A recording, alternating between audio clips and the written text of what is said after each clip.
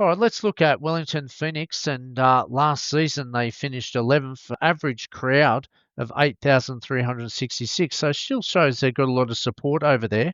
Again, they're one of the clubs that ownership wise have been very good, stable ownership for them. The Wellnix Consortium has purchased the club back in 2011, and it's led by Rob Morrison and chaired by HRL Morrison and Co. They've been very stable. They've had some success, but they just dropped off last year after their New Zealand counterparts, Auckland, entered in the season, probably took a bit of shine and probably took a lot of depth out of Wellington last year. Hence why think they finished 11th and have struggled to regain a little bit of power back as well. I think Wellington struggled a little bit in the Hahn Cup, although they did get knocked out by Heidelberg. And I think Wellington's in for another tough season. What do you think's changed with Wellington this year, Chief?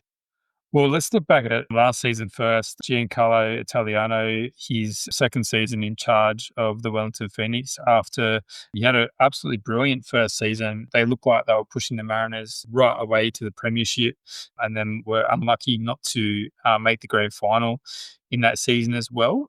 So, yeah, they lost a few players last season. Obviously, their keeper, Alex Paulson, moved to Auckland FC via Bournemouth, and they lost some other key players as well. So I think they really struggled, particularly in the middle part of the season, some really key injuries that set them back. And it was just a challenge for them all season. So I know that Italiano is pretty keen to mix up his playing style as he likes to do. And I think in that first season when he had them, they were very resolute defensively and were just smart.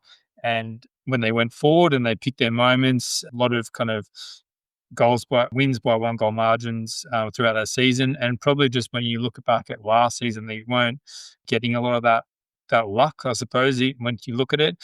I think we will go through the ins and outs in a second, but I think one of the big ones is Costa Barbarouses, because a lot of their attacking went through him. A lot of their goals came through him as well. So I think that's going to be a massive out for them. But one player that certainly Italiano hopes is going to fill that goal scoring void is Afani Eze, who did score a double against the Mariners the other day. So certainly they'll be hoping that he continues his form there. A couple of wingers they brought in, Carlo Armiento and Nikola Miliuznic, and they've also brought in Manreka James, Dan Edwards, and then they picked up Rami Nazarene, who is a pretty decent pickup as well. They have lost a bit as well, though. When you look at Scott Wooten moving on, Sam Sutton, Costa Barbarouses, as I said, Stefan Kolakowski has also departed, as well as Francisco Giraldes and Dublin Boone. So, as you said, mate, they really had a rough time in terms of playing Auckland.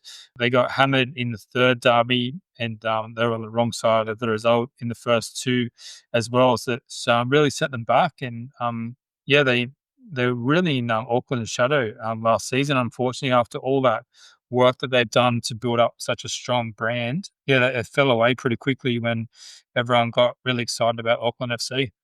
Yeah, they did. Let's look at their pre-season. They did have an exciting win over Wrexham 1-0, but as soon as they moved to the Australia Cup, they struggled to get over Perth Glory in a penalty shootout. They just got over Nunawanning in a 1-0 win in the round of 16, but they got thumped by Heidelberg 4-0.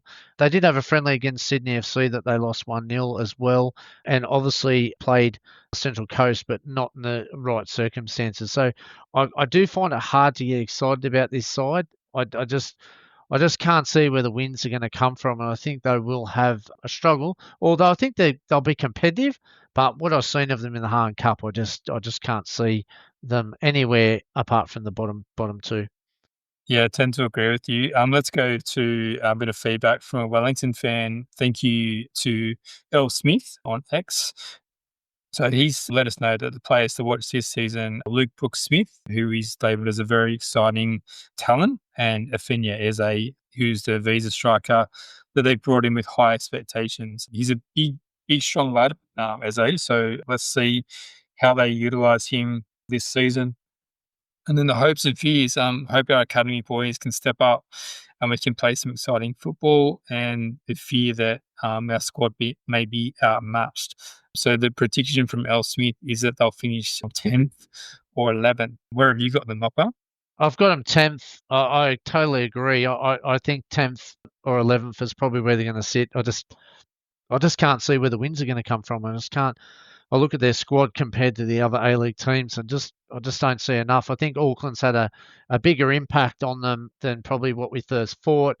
But I am confident in their consortium and their stability. I think they'll just build. I just think they're going to have to go back to basics and try to refresh there and strategically maybe target a few more players as they go along. But yeah, it doesn't look good for me this year if you're a Wellington fan. But stick on board because they've shown a model of consistency since they've been with us and they're doing a good job. It's just they just lack the individual talent and the depth. I've got them 11th, mate. And I think one of the keys, if they are going to have a good season, is the way they're going to start because they've got a reasonably soft start in terms of Perth. I mean, they do have to travel to Perth. They then host Brisbane Roar. They then got the Mariners. So there's certainly 3 games where they could pick up some points.